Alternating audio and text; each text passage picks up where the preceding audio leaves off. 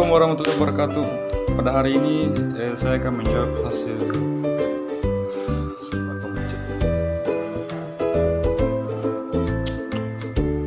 Dekoi, siapa ku temani chat ini? Oh ya, Assalamualaikum warahmatullahi wabarakatuh. Pada hari ini mungkin kita buat video inspiratif ya. Jadi temanya hari ini adalah mengenai sunat modern Polman. Jadi sesuai dengan namanya, dia berada di Kabupaten Polewali Mandar, Polman ya, di Sulawesi Barat. Nah, bagaimanakah awal sejarahnya terbentuknya sunat modern Polman? Jadi sebenarnya awalnya itu dimulai dari hati kita. Jadi saat itu saya merasa bahwa selama ini saya menjadi tenaga sukarela 7 tahun mengabdi di beberapa instansi dan berpindah tempat, mulai dari puskesmas, mulai dari rumah sakit sampai dinas kesehatan. Saya sudah berkecimpung dalam situ dan melihat sebuah kesenjangan. Nah, di dalam kesenjangan ini beberapa perawat kita tidak mampu menghidupi kehidupannya sendiri. Sehingga saya punya inisiatif untuk mengubah masa depan Polman, bagaimana membuat sebuah lambang di mana perawat juga bisa sejahtera.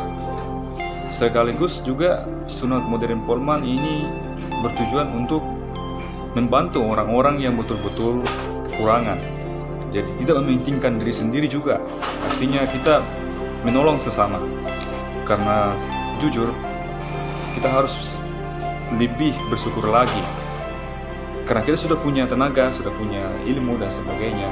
Itu menjadi bahan kita untuk membantu sesama. Tidak ada kata tidak untuk membantu sesama. Hanya orang yang kurang bersyukur tidak ingin membantu sesamanya. Contohnya, ini punya tangan. Kita punya tangan, kita punya mata. Kita bisa melakukan apa? Kita bisa melakukan memegang, memberikan barang dan lain sebagainya. Itu salah satu contoh bahwa kita bisa melakukan. Jadi awal terbentuknya itu dari niat kita, untuk membantu sesama, untuk menjadikan kita mandiri secara finansial. Itu dimulai dari niat kita, Jadi bukan siapa-siapa, bukan orang pribadi, bukan dia, bukan ini, tapi dari kita dan Allah SWT. Kita terus berdoa. Ibaratnya kita menggayung sebuah sepeda, kita harus terus berdoa sampai tujuan itu terjadi. Dan jadilah sunat modern Polman. Itu tadi jawaban pertama. Lanjut. Jadi kita menjawab pertanyaan kedua ya. Pertanyaan kedua, kegiatan apa saja yang ada di sunat modern Polman? Sunat, tapi tidak sunat saja. Jadi karena kita berniat untuk membantu sesama juga, jadi biaya dari kita mensirkum orang kita gunakan sebagian untuk membantu sesama.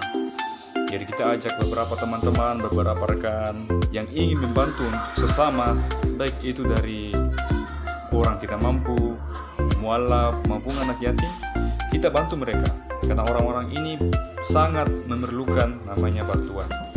Kita mungkin sanggup untuk memberi beras, memberi makan, tapi mereka bisa saja dalam kondisi sekarang ini ketersediaan ekonominya mungkin sangat besar.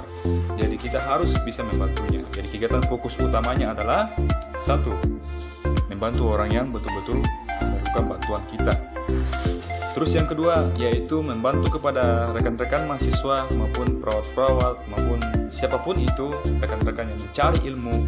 Kita berbagi di sini, terus kita latih mereka, baik itu dari saya pribadi, jika saya dipercayai saya akan melatih mereka, dan jika ada pemateri dari luar itu lebih sangat membantu lagi untuk perkembangan mereka sendiri, sehingga kegiatan ini bisa menjadi melatih mereka dan bisa menjadi mandiri di rumahnya, untuk bisa menyunat mandiri di rumahnya, menghasilkan uang di rumahnya, dari uangnya tersebut bisa membantu orang lain.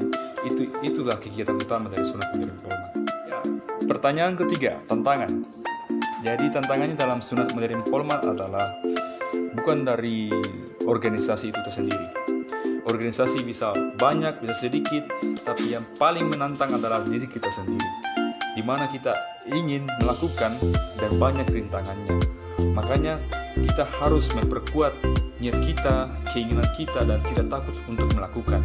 Jadi rasa berani untuk melakukan, do it or nothing. Jadi kita harus melakukan, membantu sesama, dan pantang menyerah untuk bisa membantu sesama kita. Terus tantangan-tantangan yang lain lagi, ya mungkin selama ini saya tidak mendengar tantangan itu, tapi tantangan-tantangan itu mungkin dilihat dari orang lain, orang sekitar kita yang akan terus menceritakan yang tidak baik, tapi kita jangan dengar hal-hal tersebut. Dan ada juga beberapa orang yang membentuk sebuah organisasi maupun komunitas akan menjelek-jelekan kita. Mudah-mudahan bukan saya, dia menjelek-jelekan kita, dan kita harus eksistensi. Maksudnya kita harus mempertahankan keinginan kita, karena keinginan kita bukan untuk menjelekkan orang lain, tapi untuk demi kemanusiaan dan untuk memandirikan skill kita dan untuk menghasilkan kemandirian dalam diri kita. Jadi kalau saya tantangannya itu diri sendiri dulu, bagaimana kita bisa memanage keinginan kita dan tidak mendengar hal-hal negatif dari luar. Karena betul kalau kita sudah berjalan selama setahun, itu sudah ada dilihat orang eksistensi kita. Nah, ketika kita mulai eksis di masyarakat, maka beberapa orang akan berkomentar positif dan ada yang berkomentar negatif. Nah, ini tantangan terbesar kita, bagaimana kita selalu stay positif, selalu bersikap positif dalam tantangan tersebut. Pertanyaan keempat, walaupun angka 4 ini sangat menyeramkan ya, jangan lupa tanggal 4 Oktober acaraku. Terus harapan kedepannya adalah saya harapkan semua baik perawat maupun masyarakat itu semua terbantu. Jadi masyarakat yang belum menyunatkan anaknya, yang anak yatim, yang anak mualaf, semua setara.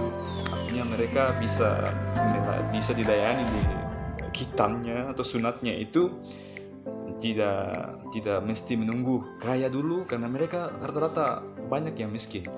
Jadi terus anak yatim juga bisa merasakan pelayanan ini, anak mualaf juga bisa mengislamkan. Tadinya tidak disunat, setelah dikatakan kita mengislamkan orang, itu hal-hal yang sangat luar biasa. Terus harapannya ke depannya mudah-mudahan banyak yang bisa saya bagi di sini. Bisa saya bagi baik itu ilmu saya, baik itu motivasi saya sendiri kepada rekan-rekan perawat maupun dokter, supaya terus berjuang untuk demi kemanusiaan. Karena betul-betul kami di sini kekurangan tenaga, karena sulitnya di sini adalah bagaimana kita menimbulkan jiwa-jiwa itu dan bertahan dalam diri kita. Karena rata-rata orang biasanya kalau sudah melihat beberapa materi-materi, dia akan bersifat mandiri ataupun menghilangkan rasa kemanusiaan dia. Jadi stay positif. Jadi terus mudah-mudahan harapannya ke depan itu kita selalu membantu sesama. Caranya gabung di sini gampang sekali. Sisa chat saya, chat WA, dan ada di grup saya, ada di Facebook saya. Sangat mudah sekali menjadi tenaga relawan di sini. Nah, untuk gabung di sini adalah menjadi tenaga relawan dulu, di mana tenaga relawan ini akan kami berikan semacam edukasi bagaimana itu sunat yang benar, bagaimana itu sirkumsisi yang benar. Nah, setelah itu kita berikan edukasi, mereka akan dijaga dalam protokol sirkumsisi yang benar, dan bagaimana di bidang hukum dan bidang keperawatan mengenai prosedur ini, karena prosedur ini menyangkut berbagai pihak, bukan hanya perawat sendiri tapi dokter juga. Jadi mereka harus diedukasi dulu bagaimana sirkum yang benar, bagaimana sunat yang benar. Nah, dalam grup relawan itu, jadi grup ini bersifat gratis. Sisa WA saya, nomor saya 085 220 460 175. Seorang lagi 085 220 460 175.